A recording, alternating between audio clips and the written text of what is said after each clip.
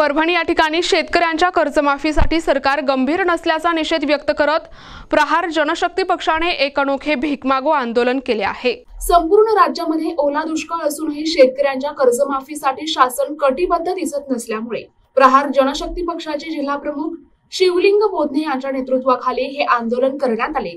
शेतकऱ्यांच्या हक्कासाठी करण्यात आलेले हे आंदोलन परभणी शहरातील मुख्य रस्त्यावर भर पावसात नागरिकांकडून 1-1 रुपया भीक मागून करण्यात आले। या आंदोलनात जमा झालेली रक्कम जिल्हाधिकारी यांच्या मार्फत मुख्यमंत्री सहायता निधीस पाठविण्यात येईल असे प्रहार संघटनेचे जिल्हा प्रमुख शिवलिंग बोधने यांनी सांगितले आहे। 36 पैकी 31 जिल्ह्यामध्ये अतिवृष्टी झालेली आहे। संपूर्ण शेती पाण्यामध्ये उद्ध्वस्त झालेली आहे। निवडणुकीपूर्वी सन्माननीय मुख्यमंत्री महोदयांनी सांगितलं होतं की आम्ही कर्जमाफी करू, परंतु तेव्हा कर्जमाफी नाही केली। बचूभाऊ कडू जेव्हा उपोषणाला बसले होते तेव्हाही सरकारने सांगितलं होतं की कर्जमाफी करू, तेव्हाही केली नाही। नंतर त्यांनी सांगितलं होतं की दुष्काळ पडू द्या, आम्ही कर्जमाफी करू।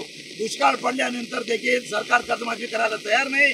काल अजितदादा पवारांनी स्टेटमेंट दिले, ते म्हणतात की पैशाचं सोन घेता येत नाही, म्हणजे आमच्याकडे पैसे नाही। एकीकडे शक्तीपीठ तयार करायला पैसा आहे, समृद्धी महामार्ग तयार करायला पैसा आहे, मेट्रोला द्यायला पैसा आहे, बुलेट ट्रेन आणायला पैसा आहे, आणि तुम्हाला तुमच्या अदानी अंबानीचं कर्ज माफ करायला पैसा आहे। आमच्याकडून जीएसटीचे करोडो रुपये तुम्ही वसूल केले, परंतु आज माझा शेतकरी बांधव नागावला गेलाय, आज तो संकटात आहे, आज त्याची कर्जमाफी झाली पाहिजे। म्हणून आज आम्ही परभणी शहरामध्ये फिरून 1-1 रुपया व्यापाऱ्याकडे जमा केलाय, नागरिकांकडे जमा केलाय। हे पैसे आम्ही माननीय मुख्यमंत्री महोदयाकडे देणार आहोत, मुख्यमंत्री सहायता निधीमध्ये देत आहोत, आणि त्यांना सांगत आहोत की आपल्याकडे पैसे नाहीत, परभणीतल्या जनतेनं भीक मागून तुम्हाला पैसे दिलेले आहेत। प्रहार जनशक्ती पक्षाच्या माध्यमातून झालेले हा सगळा रक्कम मुख्यमंत्री महोदयांना डीडीच्या मार्फत देण्यात येईल, आणि त्यांना सांगण्यात येईल की हे आमच्याकडून ही भीक घ्या, पण माझ्या शेतकरी बांधवाला कर्जमाफी करा, त्यासाठी हे आंदोलन होईल।